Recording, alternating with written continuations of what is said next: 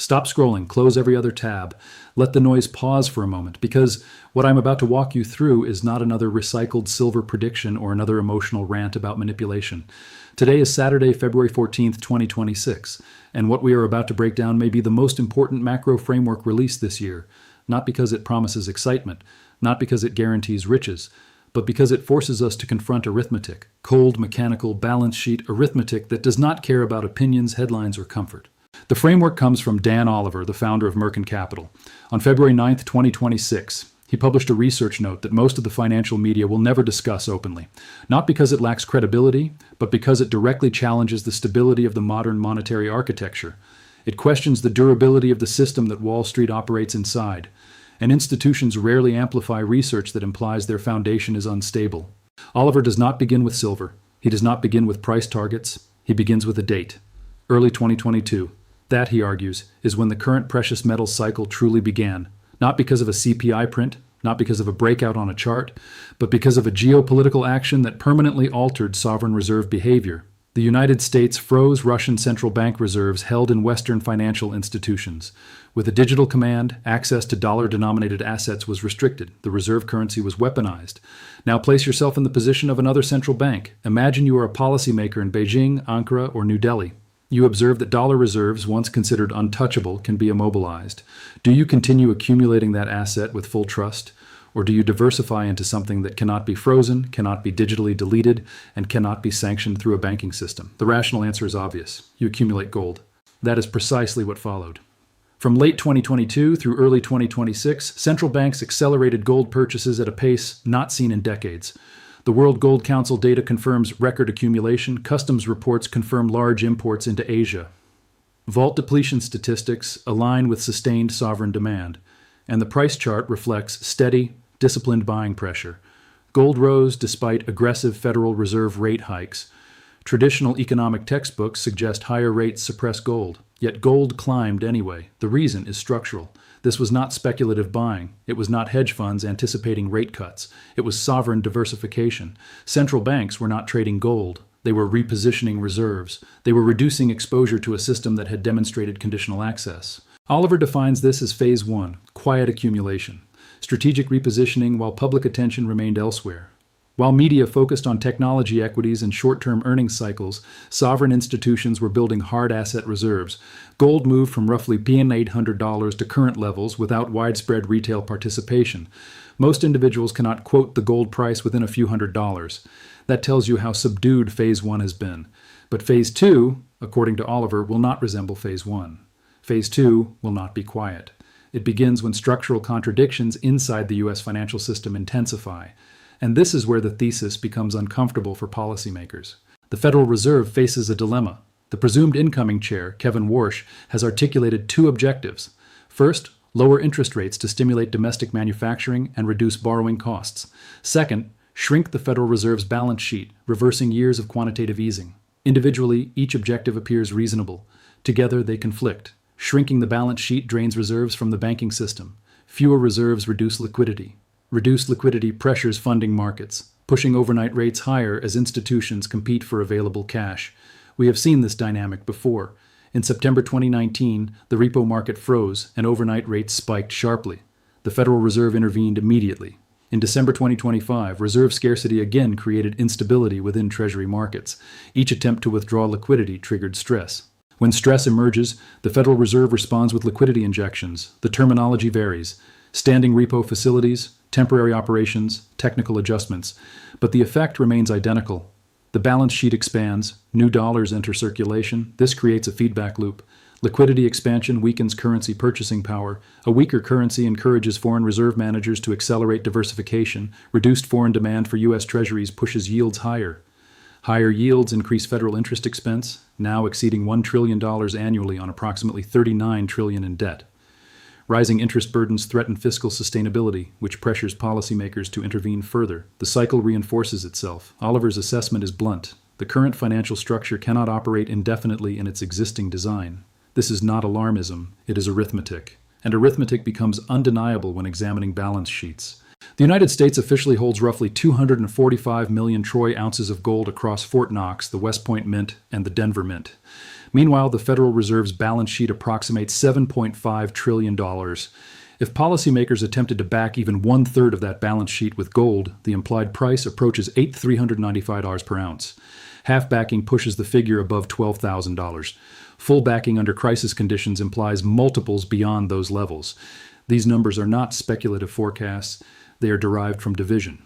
A fixed gold reserve divided against expanding liabilities implies repricing if confidence demands partial backing.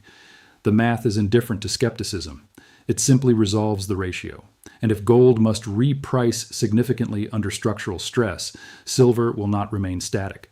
Historically, when gold establishes sustained momentum, silver accelerates beyond it. Oliver states directly that gold always brings its younger sister, and silver overshoots. This sets the foundation for understanding why the conversation is not about incremental moves. It is about potential revaluation. Phase 1 was quiet sovereign accumulation. Phase 2, if triggered, will involve domestic monetary stress. And when balance sheets collide with confidence, metals respond. That is where this framework begins. Now we move directly into silver, because this is where the framework shifts from structural foundation to explosive potential. Gold establishes the monetary reset. Silver amplifies it, and history shows that when gold transitions from steady accumulation into acceleration, silver does not simply follow at the same pace. It compresses time. It overshoots. It moves in bursts that feel irrational in the moment but are completely consistent with prior cycles. Dan Oliver makes this point clearly.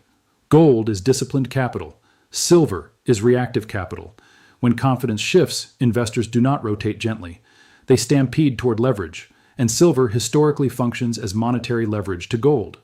To understand the $300 silver thesis by 2026, you must understand the gold to silver ratio. This ratio measures how many ounces of silver are required to buy 1 ounce of gold. It is not a random statistic. It reflects relative valuation between the two metals. When the ratio is elevated, silver is historically undervalued relative to gold. And when the ratio becomes extreme, it rarely stays there. In 1980, during inflation panic, the ratio collapsed from roughly 40 to near 15 as silver surged. In 2011, during the post-financial crisis commodity rally, it fell from around 70 to near 32, while silver approached $50 per ounce. Each time, gold moved first. Silver followed later, but when it did, the move was sharper and faster. Today, the ratio once again sits at levels historically associated with silver undervaluation. Gold absorbed central bank demand during Phase 1. Gold became the preferred sovereign hedge against reserve weaponization. Silver, meanwhile, remained largely ignored in institutional flows. But silver does not require central bank participation to move. It requires capital rotation. If gold advances toward levels implied by partial balance sheet backing, even a conservative compression of the gold to silver ratio implies silver prices beginning with a 2 or a 3.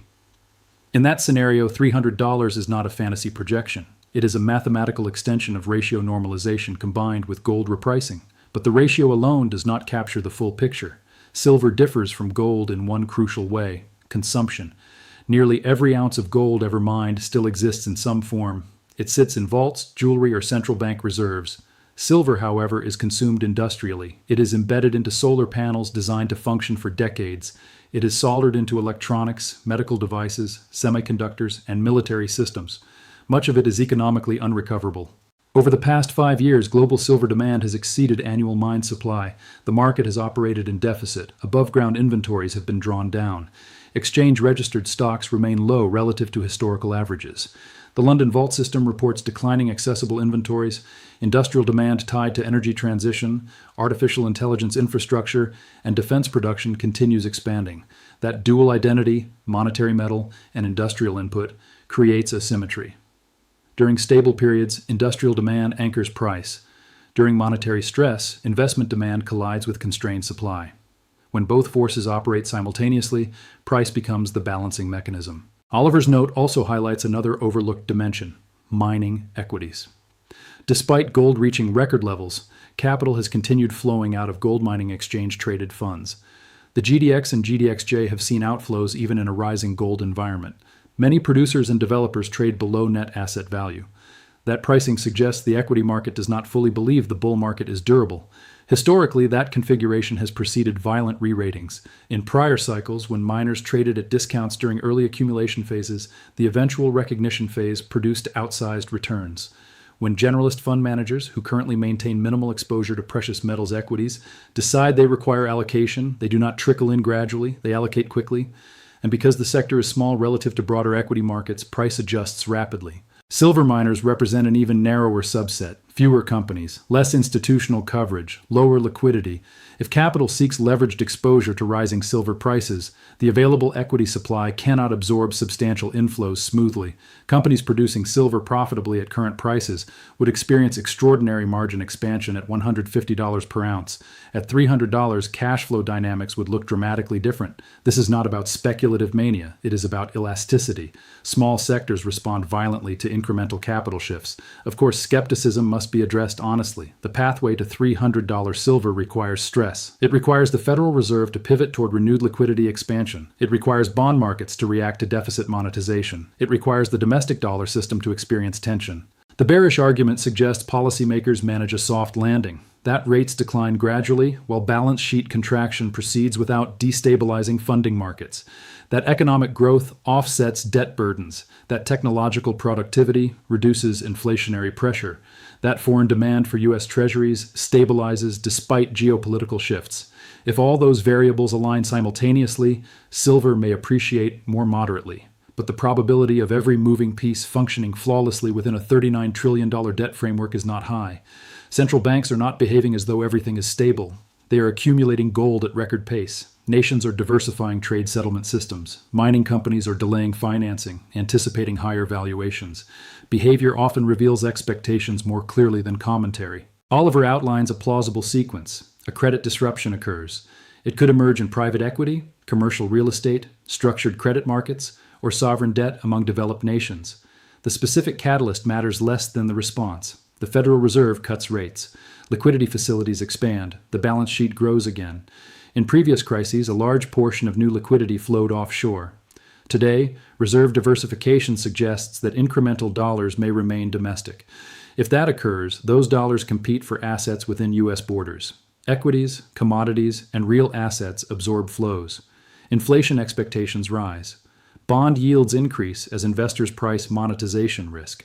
To prevent destabilizing interest costs, the Federal Reserve purchases treasuries. That action injects further liquidity. The feedback loop intensifies. Under those conditions, gold accelerates. Silver historically reacts more dramatically.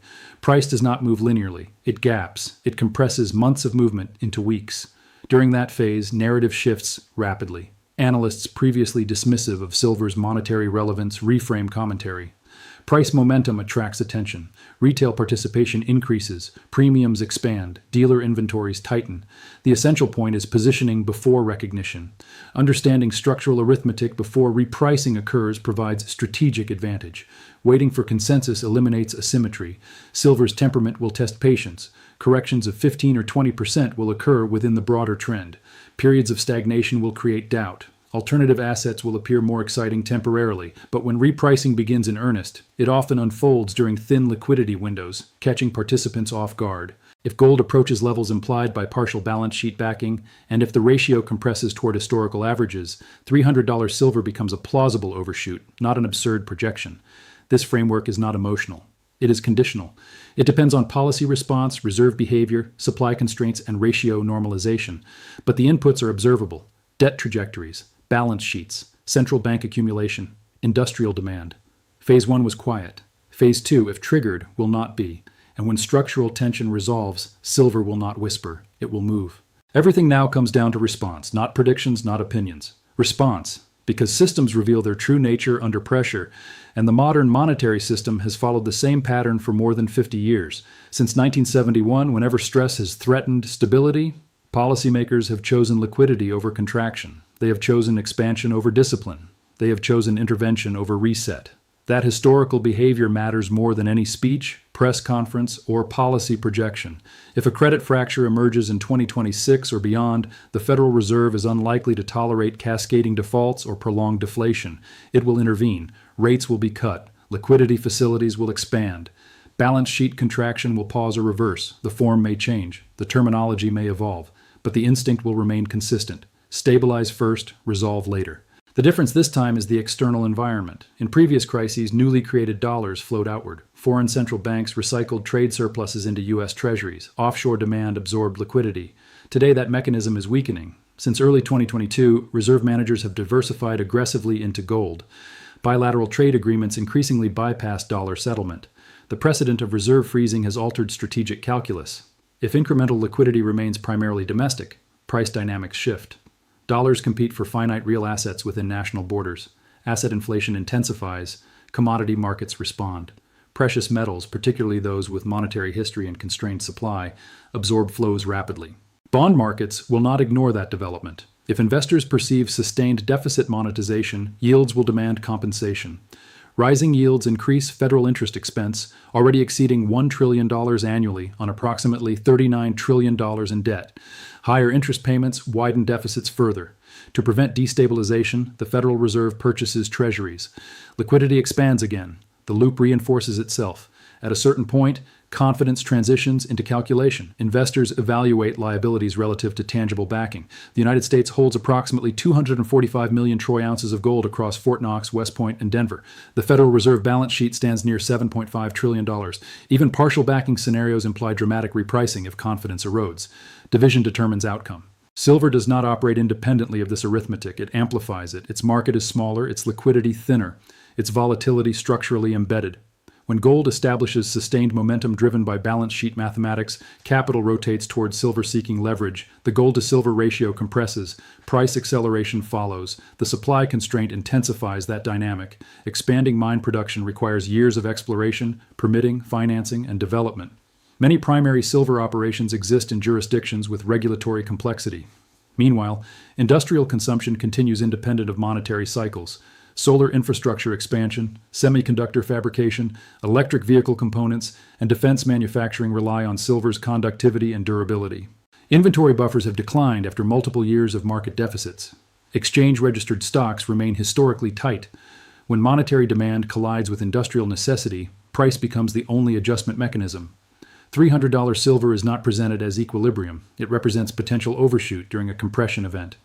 Previous cycles demonstrate that silver exceeds fair value temporarily before stabilizing.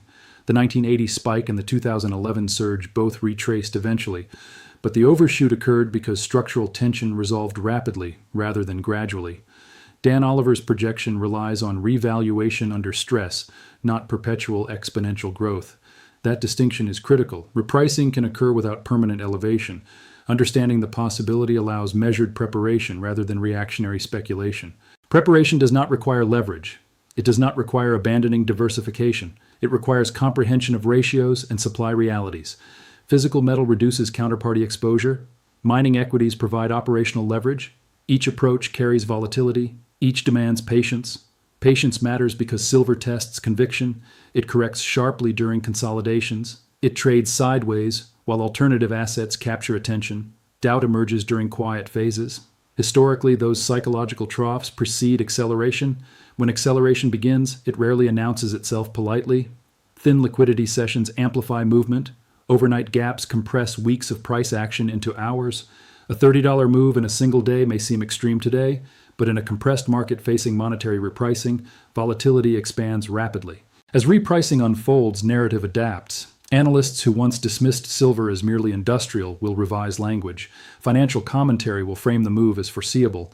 Retrospective certainty replaces prior skepticism. Incentive structures within media encourage alignment with prevailing trends. The objective here is not certainty, it is structural clarity. Central banks continue accumulating gold. Debt trajectories remain upward. Interest burdens constrain policy flexibility. Silver demand exceeds supply. Exchange inventories remain limited. These facts exist independent of opinion. If policymakers attempt to shrink the balance sheet while lowering rates, funding markets may strain. If they prioritize liquidity expansion, currency dilution accelerates. Either path introduces tension. Silver historically responds to tension disproportionately. Ultimately, the thesis reduces to arithmetic. A fixed quantity of precious metal relative to expanding liabilities implies repricing when confidence shifts. The denominator grows slowly. The numerator expands rapidly during crisis management. Division resolves imbalance. Whether the trigger originates in private credit markets, commercial real estate exposures, sovereign instability, or another unforeseen shock, the response function remains consistent. Liquidity expansion, stabilization, monetary accommodation. Each iteration increases sensitivity to inflation expectations and asset repricing. Silver occupies a unique position within that structure. It bridges monetary tradition and industrial necessity.